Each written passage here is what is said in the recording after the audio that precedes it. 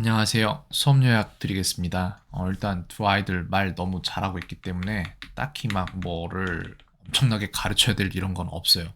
다만 대화를 하면서 필요한 부분들 보이면 그 부분에 대해서 학습할 수 있도록 계속 유도를 하고 있고 만들어 가고 있습니다.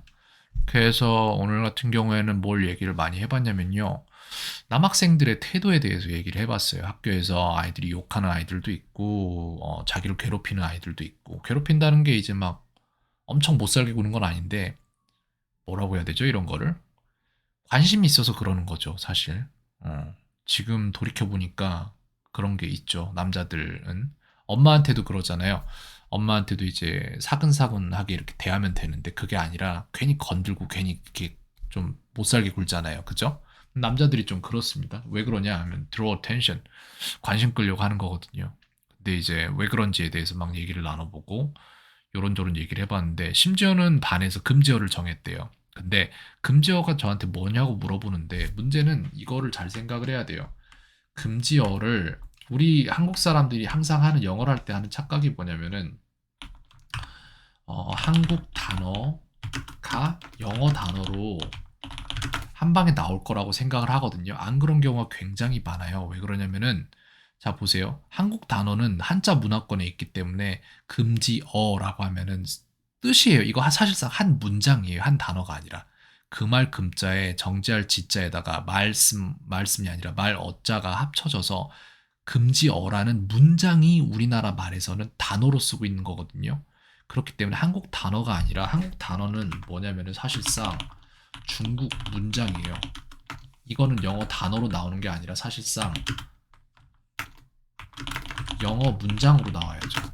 운 좋게도 한국 단어, 즉 중국 문장 하나가 영어 단어 하나로 나오는 경우도 있는데 그렇지 않은 경우가 훨씬 많고요. 영어를 하다 보면은 그래서 이 부분을 이해하지 않으면은 자기가 하려는 말에 자신이 갇혀서 말을 못하게 돼요. 어떻게 된다? 어제 우리는 우리 반 금지어를 정했어요라는 말을 하고 싶잖아요. 그러면은 정했다니까 decide잖아요. decide에다가 금지어라는 명사를 뽑아내야 되는데 문제는 이 금지어가 명사로 안 나올 수가 있다고요. 그런 경우에 이 문장을 못 만드는 상태가 되는 거예요. 이 문장 속에 갇혀서 영어를 못하게 되는 겁니다. 즉, 자신이 영어로 말을 하고 싶다면은 자신이 하고 싶은 말이 정확히 무엇인지를 파악을 하고 그걸 비틀어서 다른 말을 만들어낼 줄 알아야 돼요. 그런 부분들도 훈련을 하고 있으니까 이런 개념 자체를 한번 입력을 시켜주는 게 좋습니다. 이번 한 번으로 이해했을 거라고 생각진 않지만 앞으로 이런 상황이 나오면 다시 한번 이때로 돌아가서 얘기를 이어나가도록 하겠습니다.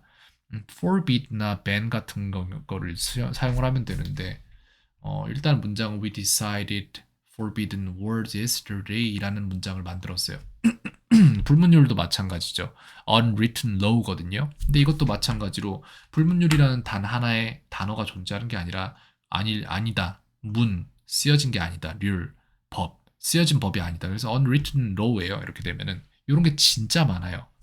그래서 이런 거를 이해를 하면은 여기에서 자기가 만들어낸 한국어 문장에 갇히는 일이 없어질 거예요. 이게 굉장히 사람들 발목을 많이 잡는 걸 저는 봤기 때문에 이 부분을 한번 가르쳐 봤습니다. 그렇게 했고 숙제는 만들어서 넣어줬고요.